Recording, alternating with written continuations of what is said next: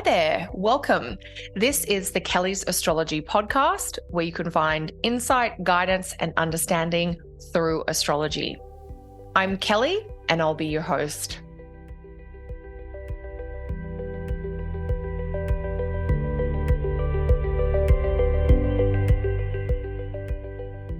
Hi everyone, welcome back to the show. I'll be taking a look at the astrology of the week starting October 7.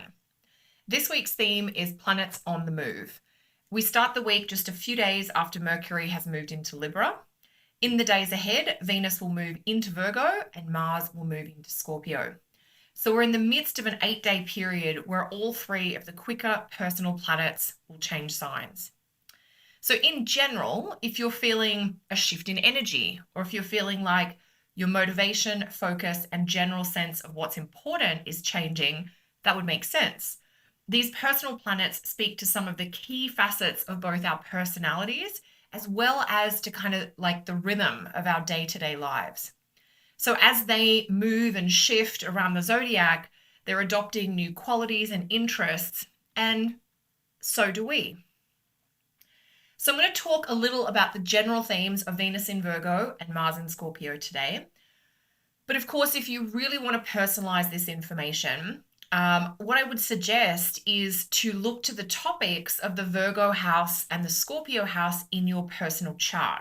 That's going to give you the most personal take on how Venus in Virgo and Mars in Scorpio might be activating your chart and your life.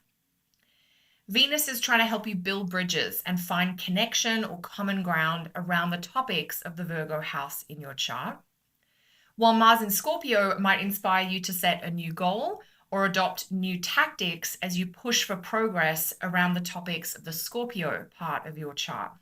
For example, if Virgo is your 10th house of career or your midheaven, this Venus in Virgo transit might directly activate topics about career and life direction for you. But maybe you have a Scorpio midheaven or a Scorpio 10th house, and then the Mars in Scorpio transit might be activating career topics for you. So check the exact house topics for Virgo and Scorpio in your personal chart. Venus is going to move into Virgo on October 8th or October 9th, depending on where you are. And this is a big shift for a couple of reasons. Venus has been in Leo since early June. So there's been this longer kind of drawn out Venus in Leo theme that has run through the middle of 2023. I always find when a personal planet like Mercury, Venus, or Mars changes signs after one of those extended transits in one particular place or zodiac sign, that at first it can sometimes feel a little jarring.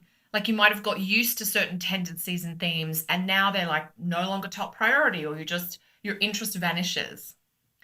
That said, if you found some parts of the last 4 months, June, July, August, and September, if you found some of that period has been tiring or troublesome or frustrating, you might be really looking forward to this switch in energy. So Venus leaving Leo after 4 months is notable. And then the second reason that Venus moving into Virgo is important is that Virgo is the sign of the fall for Venus. So Venus in Virgo is ruled by Mercury, and this creates a really analytical approach to people and partnerships.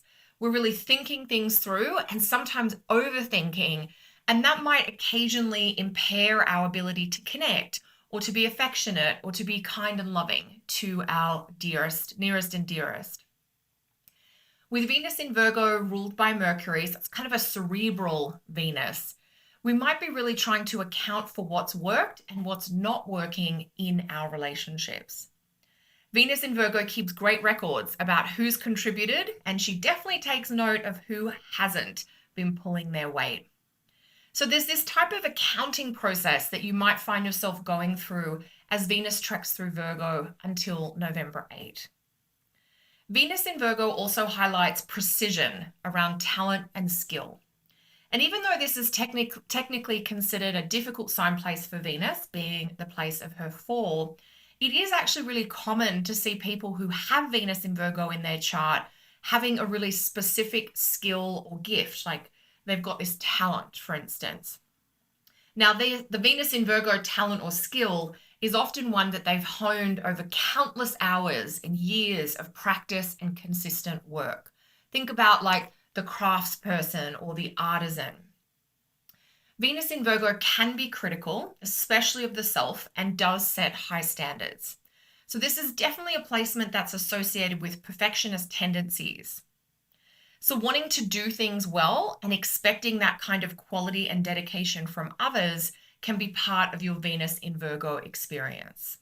So we're really kind of assessing and thinking and reviewing the people we're involved with, like at work, socially, romantically, and we're kind of reviewing and assessing the partnerships that we are involved in. So you can tune into this Venus in Virgo cycle in a productive way if you want to think about purifying and perfecting your space and your environment, or dedicating time to practicing and improving a skill or a talent. Now, this doesn't mean you have to make everything perfect. That's not what I want to kind of put pressure on anyone around, but striving to make things a little better, a bit more organized, a bit less cluttered, for instance, can be a good way to approach things. So thinking about Venus in Virgo from that assessing, improving kind of point of view can help you tap into this without getting sort of caught up in that extreme perfectionist thread, which is one thing to keep in mind, watch out for when Venus is in Virgo. When you read about people who excel in their fields, so people who maybe are considered exceptional or really successful in the creative or the writing or the artistic space, or people who rise to the top of sports, for instance, whether it's team sports or individual sports, you'll often hear them talking about how they can't control the outcome or result of a match or a competition, or how successful their paintings are in a show, or how well received their latest book or other, film or whatever it happens to be. So they can't control the response or the outcome. But what they can control is how much they prepare and train and show up to do the work. And I've heard the writer Elizabeth Gilbert talk about some of these points. The idea that she can't control what happens to her work once it gets out into the world, but that her job is really to show up and do the writing each day. So, for someone in sports, their job is to kind of show up and do the training, do the practice, get the fitness in. So just as a side note, mentioning Elizabeth Gilbert, she has a really beautiful TED Talk called Your Elusive Creative Genius that I highly recommend. So thinking about Venus and Virgo and thinking about that sort of craftsman archetype and this idea of wanting to improve or better our skills or ourselves in some way. Think about what would make you 10% healthier, or, maybe you've always wanted to take up pottery or figure out how to bake a cake. What's going to help you is having a go and not just baking one cake and, oh, it sort of worked and it sort of didn't work, but baking 5 or 6 cakes and seeing if you can make it a little better each time. Now, if you're baking 5 or 6 cakes, I hope you've got some friends to help you eat it. But for instance, many of you who followed me on social media for a while know that I love to bake. And I had some girlfriends over last night and I tried out a new cake recipe. And I said to them, no promises, haven't made this recipe before, don't know what it's going to be like. And, it was okay. It was very delicious, totally something you could eat. But I think it wasn't quite as good as it could be. And I've made a couple of notes about things that I'm going to try or change next time I make it. And so that's sort of the Venus in Virgo thing, is we have a go, what works, what doesn't work, take on that feedback, and then see if we can make it a little bit better next time. So this kind of dedication to the craft or to the practice of something might be the essence of Venus in Virgo. What happens after that is really up to the gods and the goddesses. But if you stick to your plan and you kind of follow through, keep things consistent, we know Virgo is a sign that loves that repetitive consistency, then you'll know you've done your part. Whatever the outcome on the day, you're like, if it's baking, that's obviously something I'm really familiar with. Read through the recipe. I like to read it through a couple of times before I actually start, just to make sure I understand what I'm doing and when. Make sure I've got all the equipment I'm going to need, all the ingredients, and then get into it. And so the idea here is like your preparation, your planning, you're sticking to the schedule that you set out for yourself. That's what you can control. And we want to try to be a little more consistent or a little bit more steady with our efforts or our choices, and even with our follow through, holding ourselves accountable to the people that are important to us, but also holding them accountable as well. So lots to sink into with Venus in Virgo, and we've got about 4 weeks until November 8 with Venus in Virgo to work on making some improvements and perhaps talking things through, because this is Venus in a Mercury ruled sign after all. So now let's turn our attention to Mars. Mars is going to move into Scorpio on October 12th, and Mars is going to stay in Scorpio, kind of diving through the depths until November 24th. This is an excellent shift for Mars from a technical perspective. The two reasons for that are Mars is moving out of the sign of its detriment, and Mars is moving out of the sign where the South Node has been. So Mars is going from Libra, the sign of its detriment, and into Scorpio, which is one of its rulership places. So in traditional astrology, Mars rules Scorpio as well as Aries. And because Mars is moving out of the sign where the South Node currently is, that's also an improvement. So two kinds of improvements for Mars. And this is a bit like, if Mars was a person, for instance, it's like moving away from a place where you'd felt lethargic or unsettled or depleted, but also moving away from somewhere that had like a bothersome neighbor or maybe roadworks happening 24/7 or what have you. So on two different levels, we've got Mars kind of getting back on track.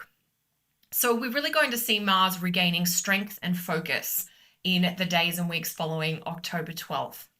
And that can mean a boost for lots of Mars things like energy, drive, motivation, and focus.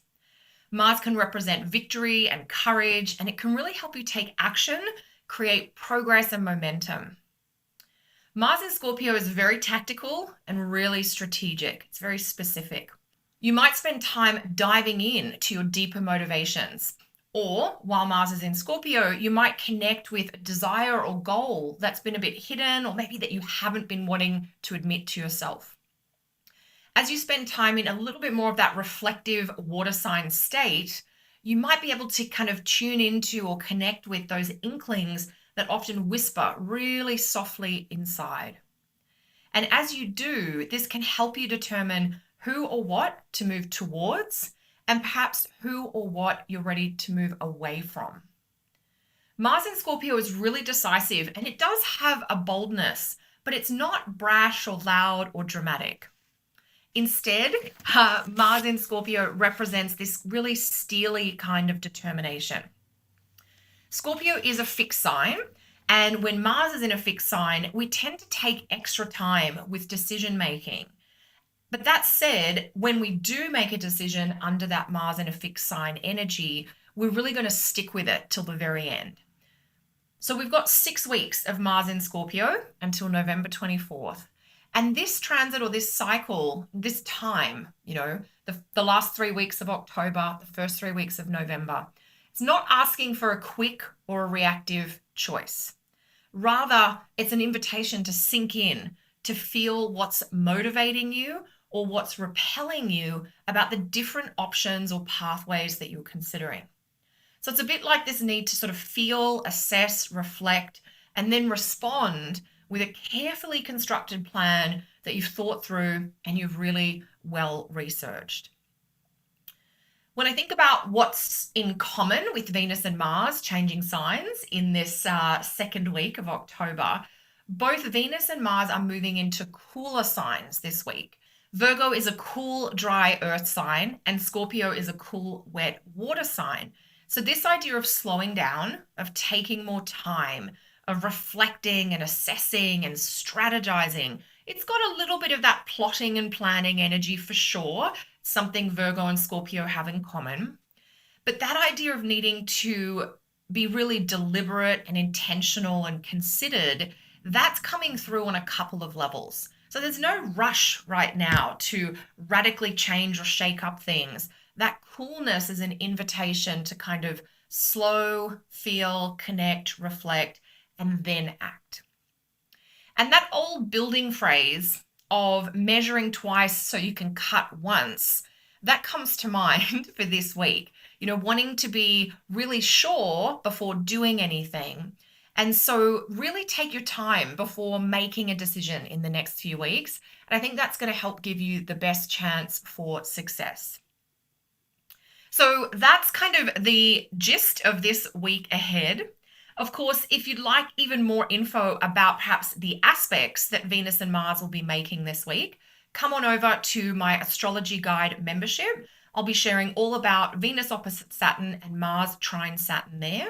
You can sign up for my membership guide via my website, kellysastrology.com. Thanks so much for joining me for another episode. I really appreciate all the subscribes and follows and reviews and comments. So, if you haven't done that yet, please do so. I'd like to wish you all a wonderful week, and I look forward to catching up next week, where I'll be talking about the dramatic solar eclipse happening in Libra on October 14 or 15. Until then, everyone, take care.